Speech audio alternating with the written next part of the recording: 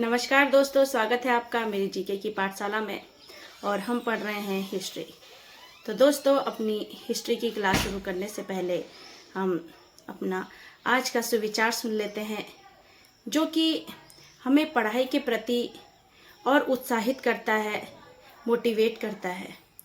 इसलिए रोज़ मोटिवेट होना कुछ लाइंस के द्वारा या किसी वीडियो के द्वारा आपको रोज़ मोटिवेट होना चाहिए, जिससे जो हमारी निगेटिव फीलिंग, हमारे अंदर निगेटिव फीलिंग आती है कि हम नहीं कर पाएंगे, शायद हमारे से होगा नहीं होगा, तो वो निगेटिव फीलिंग तो दोस्तों ये मोटिवेशनल लाइंस या मोटिवेशनल कोट या वीडियो के द्वारा आप दूर कर सकते हैं। बहुत असर होता है इन चीज़ों का। ठीक है दोस्तों, तो आज का सुविचार है कि इस बात का अफसोस ना करो, इस बात का अफसोस ना करो कि आप कल क्या नहीं कर पाए, बल्कि आप यह सोचो कि आज आप क्या कर सकते हैं, कि पिछला जो हमारा दिन गुजर गया है उसमें हम जो भी नहीं कर पाए, जो कार्य हम नहीं कर पाए, उसका आप अफसोस ना करो, बल्कि आप यह सोचो कि आज हम क्या कर सकते हैं, कितना हम अपने समय का यूज़ कर सकते हैं जो हमारे फ्यूचर में काम आए। ठीक है दोस्तों, तो दोस्तों शाहजहां के बारे में हम पढ़ रहे थे, और शाहजहां का शासनकाल जो कहा जाता है वो स्थापत्य कला का क्या कहलाता है? स्वर्णकाल कहलाता है। तो एक मिनट दोस्तों,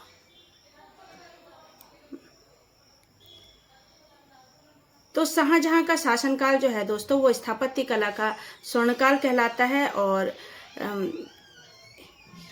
क्या क्या चीज़ें बनाई गई हैं हम देखेंगे। ठीक है, फिर साहित्य के बारे में भी देखेंगे कि कौन कौन से विद्वान जो रहे शाहजहां के टाइम पे, फिर इनके जो पुत्र थे इन्होंने भी साहित्य में अपना बहुत बड़ा योगदान दिया, दारा सिकोह, लेकिन वह ज़्यादा टाइम तक शासन नहीं कर पाए, तो उनके बारे में भी हम अध्ययन करेंगे। ठीक है, तो दोस्तों शाहजहां का शासनकाल जो शुरू होता है, तो जब वह सिंहासन पर बैठे शाहजहां, तो जिस सिंहासन पर बैठे थे उस सिंहासन का क्या नाम था? मयूर सिंहासन था।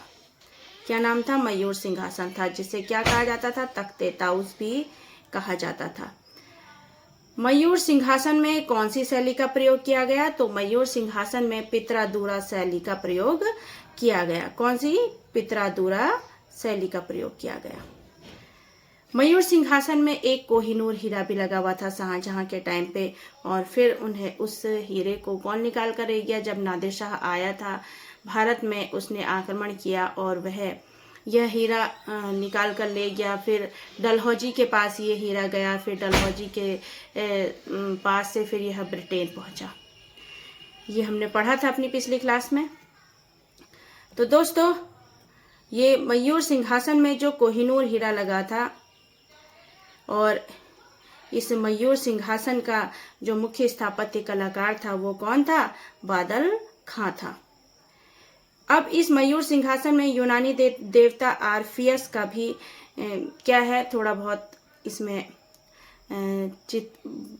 बनाया गया है, थोड़ा उनका चित्रकारी करी गई है। ठीक है, तो उन्हें समाहित किया गया है किसमें? शाहजहां के मयूर सिंहासन में। अब दोस्तों शाहजहां के द्वारा, शाहजहां की बेटी के द्वारा, जो शाहजहां की बेटी थी जहांआरा, उनके द्वारा एक मोती मस्जिद का निर्माण किया गया आगरा में, और एक मोती मस्जिद बनाई गई है दिल्ली में, और वो किसके द्वारा बनाई गई है? औरंगजेब के द्वारा बनवाई गई है। ठीक है, तो दोस्तों मोती मस्जिद जो थी वो दो प्रकार की थी। पहली मोती मस्जिद जो थी वो आगरा में थी, जो जहांआरा ने बनवाई थी, और जहांआरा शाहजहां की पुत्री थी। ठीक है, दूसरी मोती मस्जिद जो थी वो औरंगजेब के द्वारा बनवाई गई थी, और यह दिल्ली में है दूसरी मोती मस्जिद। ठीक है, अब शाहजहां का शासनकाल स्थापत्य कला का स्वर्णकाल कहलाता है। किसका? स्थापत्य कला का स्वर्णकाल या स्वर्णयुग कहलाता है। अब इन्होंने क्या क्या निर्माण करवाया शाहजहां ने, तो इसके बारे में हम देखते हैं। तो दिल्ली में एक कॉलेज का निर्माण करवाया। किसका? एक कॉलेज बनवाया दिल्ली में शाहजहां ने। जामा मस्जिद बनवाई जो दिल्ली में ही है, ठीक है। शीश महल बनवाया जो लाहौर में है, और आगरा में ताजमहल बनवाया। तो ये इन्होंने शाहजहां ने बनवाया था। क्या क्या? दिल्ली में एक कॉलेज बनवाया था, फिर एक जामा मस्जिद बनवाई जो दिल्ली में है, फिर शीश महल बनवाया जो लाहौर में है, और आगरा में ताजमहल का निर्माण करवाया। और ताजमहल किसकी याद में बनवाया गया था?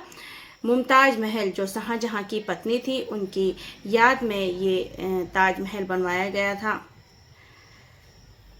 फिर शाहजहां के समय साहित्य, चित्रकला व संगीत पर भी बहुत कार्य किए गए। तो साहित्य में शाहजहां के जो पुत्र थे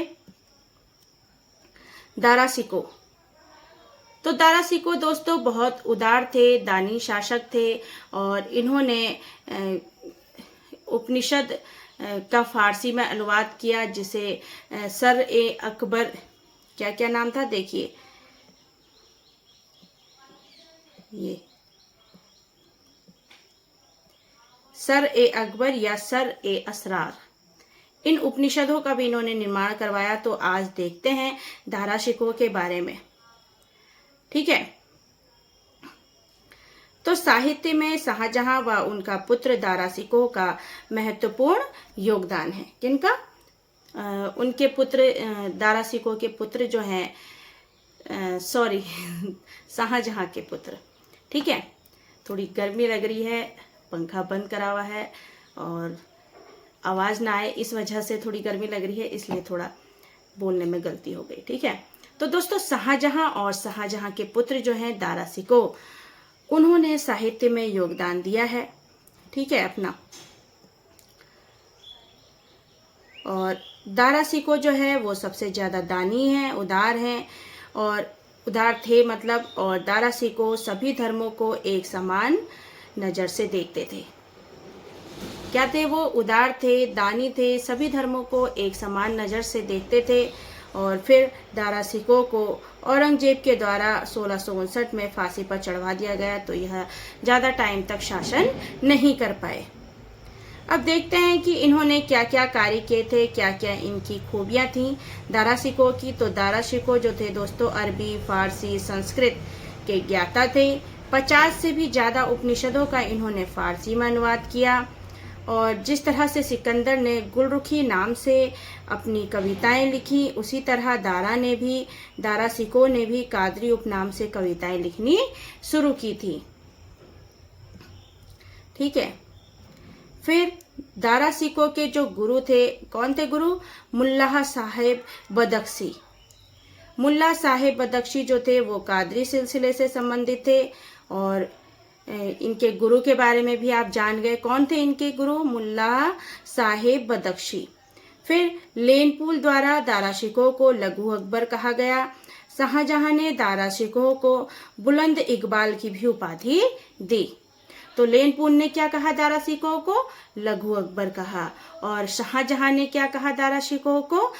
शाह बुलंद इकबाल, ये उपाधि दारा शिकोह को दी गई। अब क्या क्या कार्य किए? तो दारा शिकोह ने रामायण, भगवत गीता, योग वशिष्ठ का फारसी में अनुवाद करवाया। उपनिषदों का भी इन्होंने फारसी में अनुवाद करवाया, जैसे मैंने आपको बताया था सर ए अकबर या सर ए असरार नाम से। जब इनको उपनिषदों का फारसी में अनुवाद करवा दिया तो फिर इसका सर ए अकबर या सर ए असरार नाम रखा गया। दारा शिकोह ने हिंदू और मुस्लिम में एक समानता बताने के लिए मजमुल बहरीन नामक किताब लिखी। और इस किताब का अर्थ क्या है? दो महासागरों का मिलन। तो हिंदू और मुस्लिम दो धर्मों में समानता बताने के लिए इन्होंने यह किताब लिखी थी। और इसका अर्थ भी आ जाता है एग्जाम में कि इसका अर्थ क्या है। मजमुल बहरीन किसने लिखी, इसका अर्थ क्या है? तो यह दो महासागरों का मिलन है, ठीक है। फिर दारा शिकोह के द्वारा एक और किताब लिखी गई और उस किताब का नाम था सफीनात उल औलिया। एक मजमुल बहरीन और एक सफीनात उल औलिया, यह किताब थी, ठीक है। शाहजहां के समय साहित्य में फारसी भाषा की दो शैलियों का वर्णन किया गया है। दो शैलियाँ थी शाहजहां के टाइम पे, और एक भारतीय थी और दूसरी ईरानी थी। भारतीय शैली के अंतर्गत जो विद्वान आते थे वो थे अब्दुल हमीद लाहौरी, मोहम्मद वारिस, चंद्रभान ब्राह्मण। ये थे भारतीय शैली के विद्वान। और ईरानी शैली के विद्वान कौन से थे? तो ईरानी शैली के विद्वान थे दोस्तों कजवीनी और तबातबाई। कजवीनी और तबातबाई, ठीक है। ईरानी फारसी पद्य शैली के कवि कलीम थे। ईरानी और फारसी पद्य शैली के जो कवि थे वो कलीम थे, जिन्हें शाहजहां ने क्या करा? अपना राजकवि नियुक्त किया था। शाहजहां के समय कविंद्राचार्य ब्रज, अवधी व हिंदी के ज्ञाता थे। कविंद्राचार्य ने सरस्वती की भी उपाधि ली हुई थी। कविंद्राचार्य ने किसकी ली थी उपाधि? सरस्वती की उपाधि ली थी। और इन्होंने कविंद्राचार्य ने ब्रज, अवधी व हिंदी का भी अच्छा खासा ज्ञान ले रखा था। और सरस्वती की जो उपाधि ली इन्होंने खुद ली थी, शाहजहां ने नहीं दी थी, ठीक है। कविंद्राचार्य ने काशी से तीर्थ यात्रा कर समाप्त करवाया। शाहजहां से कहकर इन्होंने काशी से जो तीर्थ कर था वो सिर्फ काशी से समाप्त करवाया था और जगह से नहीं, ठीक है। अब हिंदी साहित्य से संबंधित विद्वान जो हैं वो सुंदरदास और चिंतामणि थे। तो भारतीय देखे हमने, ईरानी देखे, हिंदी साहित्य से देख लिए। संस्कृत के विद्वान जो थे शाहजहां के टाइम पर थे ये सारे विद्वान। और जगन्नाथ को शाहजहां ने कौन सी उपाधि दी थी? महाकवि राय की। जो संस्कृत के विद्वान थे जगन्नाथ, इनको शाहजहां ने महाकवि राय की उपाधि दी थी, ठीक है दोस्तों। तो ये थी दोस्तों हमारी आज की क्लास। कैसी लगी? उम्मीद है अच्छी लगी होगी आपको। आप पढ़ रहे होंगे और आपके ज्ञान के सागर में बढ़ोतरी हो रही होगी, है ना। तो ऐसे ही थोड़ा थोड़ा करके पढ़ते रहिए। और दोस्तों मेरी क्लास थोड़ी लेट आ जाती है, सारा काम मुझे अकेले ही करना पड़ता है। अपने आप ही मैं क्लास बनाती हूँ, फिर उसे एडिट भी करती हूँ, तो थोड़ा समय लग जाता है, इसलिए मुझे देर हो जाती है डालने में। लेकिन मैं रोज़ भेजती हूँ आपके लिए क्लास, ये मेरा काम है। इसलिए आपके लिए रोज़ मेरी क्लास आया करेगी, थोड़ा लेट आया करेगी। तो इस सिचुएशन को भी आप समझिएगा। आप मेरे सब्सक्राइबर भी हैं, व्यूअर भी हैं और मेरी रोज़ क्लास देखते भी हैं, तो मुझे बहुत खुशी होती है। और एक अंदर से उत्साह जागृत होता है कि मुझे रोज़ आपके लिए क्लास देनी है और बेटर से बेटर आपको बनाकर देनी है, जो आपको पढ़ने में भी अच्छा लगे और सुनने में भी अच्छा लगे। बस इसी कोशिश में मैं लगी रहती हूँ कि थोड़ा अच्छा आपके लिए मैं कंटेंट लाऊं, थोड़ा अच्छा बना कर लाऊं। इसलिए आपको लग भी रहा होगा कि मैडम जो है पहले कैसे पढ़ाती थी मैं, और अब कैसे धीरे धीरे मैं आपके लिए अच्छा कंटेंट पढ़ा रही हूँ, अच्छे तरीके से पढ़ा रही हूँ। इसलिए दोस्तों थोड़ी देर हो जाती है, तो उसके लिए आपसे माफ़ी चाहती हूँ। बस अभी मैं शुरुआत ही कर रही हूँ, इसलिए मैं अकेली हूँ, लेकिन आपका सहयोग रहा तो बहुत जल्द अपनी एक टीम बिल्ड करेंगे, जिससे मैं आपको और ज़्यादा कंटेंट दे पाऊँ। बस आपकी हेल्प चाहिए, आपका सपोर्ट चाहिए। Thank you.